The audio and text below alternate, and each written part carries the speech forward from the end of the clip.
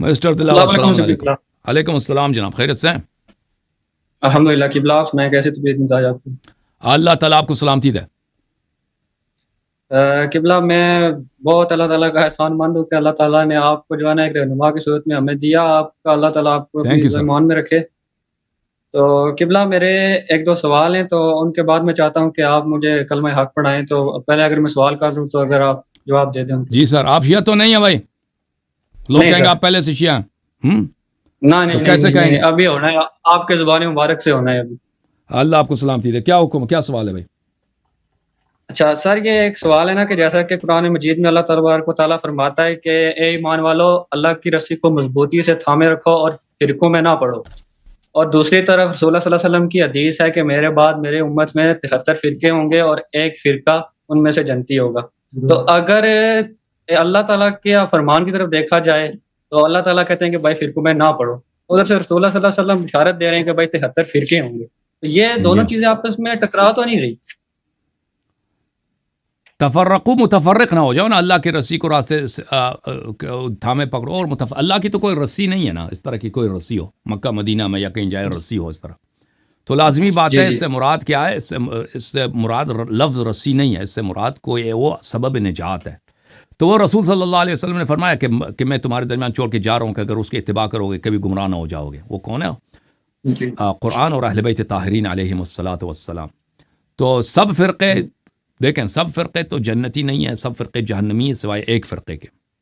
جنتی فرقہ وہی ہوگا جس کی بشارت رسول صلی اللہ علیہ وسلم نے دی ہے کہ میں تمہارے درمیان چھوڑ کے جا رہا ہوں اس کو کہ اگر اس کی اتباع کرو گے کبھی گمراہ نہ ہو جاؤ گے. کیونکہ پیغمبر صلی اللہ علیہ وسلم لیڈر ہیں, قائد ہیں, رہنما ہیں. جب تک وہ زندہ ہیں تو وہ ہدایت کا چراغ بہت واضح ہے, ٹھیک ہے نا. جب تک وہ زندہ ہیں تو وہ جب دنیا سے جا رہے ہیں تو لازمی بات اختلافات پیدا ہوں گے. سوال کس سے کرنا ہے, کس کی بات صحیح ہے, کس کی ہم نے بات ماننی ہے, ٹھیک ہے نا. تو یہ تو ان کے وفات کی بات ہے. ان کے وفات کے بعد یہ سوال طرح کیے جائیں گے. تو رسول صلی اللہ علیہ وسلم نے سوال کا جواب دے دیا کہ تمہاری گمراہی یقینی ہے مگر یہ کہ تم قرآن اور اہل بیت علیہ السلام کی اتباع کرو. تو ان فرقوں میں لازمی بات ہے, دنیا کے جتنے فرقے ہیں آپ دیکھیں اس میں ایک ہی فرقہ ہے جو قرآن اور اہل بیت علیہ السلام کی اتباع کرتے ہیں, اور وہ شیعہ ہیں. جی جی بہت شکریہ قبلہ. اچھا ایک سوال اور یہ آپ کو ہے, دیکھو, اور آپ کو دنیا میں ایسا مسلمان نہیں ملتا جو اس کا کوئی گروہ نہیں ہے, ٹھیک ہے نا. آپ کہتے ہیں کہ آپ رسول قرآن نے فرمایا کہ فرقہ نہ بنو. واقعاً فرقہ نہیں بننا چاہیے. فرقے ان لوگوں نے بنا دیے جنہوں نے قرآن اور اہل بیت علیہ السلام کو چھوڑا ہے. فرقے تو ان لوگوں نے بنائے نا. اللہ نے تو ایک ہی مذہب نازل کیا جو رسول صلی اللہ علیہ وسلم کی مذہب ہے کہ ان کے بعد ان کے اہل بیت کی اتباع کی جائے. تو فرقے تو دوسروں نے بنا دیا کہ اہل بیت علیہ السلام کو چھوڑ کے انہوں نے اپنے مکاتب بنا دیے.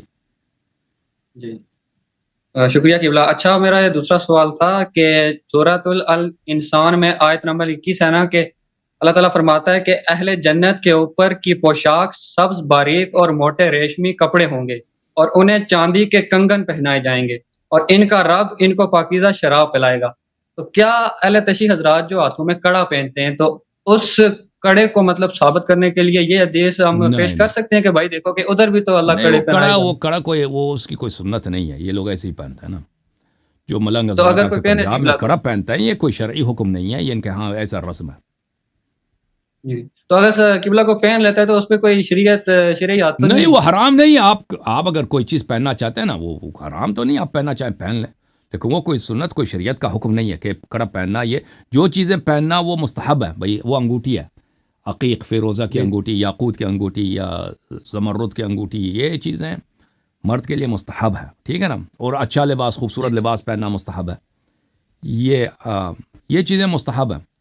لیکن یہ کہ انسان کڑا پہنے یہ کوئی شرعی حکم نہیں ہے. وہ پنجاب میں کلچر بن گیا ہے.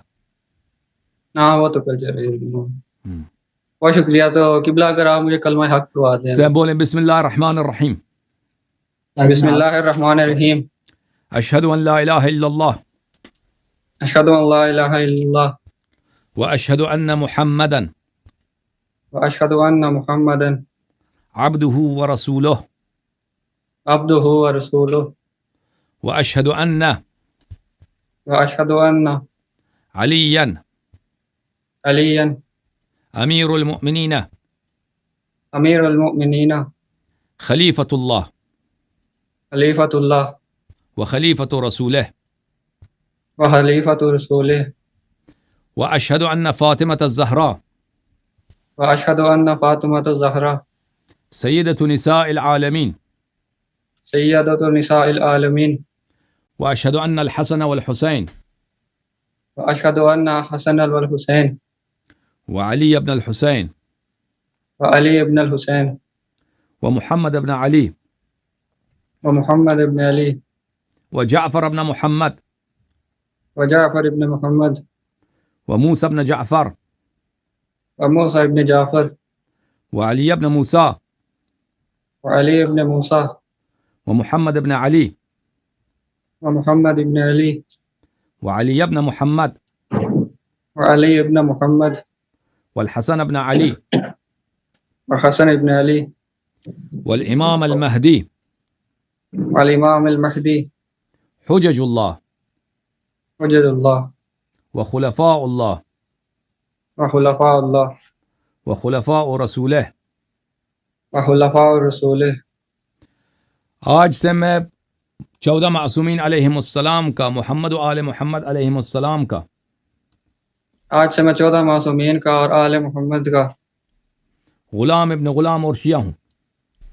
غلام ابن غلام اور شیعہ ہوں. ان کی اتباع کرنا اور ان کی نصرت کرنا ان کی اتباع کرنا اور ان کی نصرت کرنا میرا دین ہے. میرا دین ہے. ان کے دشمنوں سے بیزار ہوں. ان کے دشمنوں سے بیزار ہوں. اللہ آپ کو عزت دے میرے بھائی، اللہ آپ کو سلامتی دے. بہت شکریہ قبلہ، بہت عزت شکریہ. تھینک یو میرے بھائی.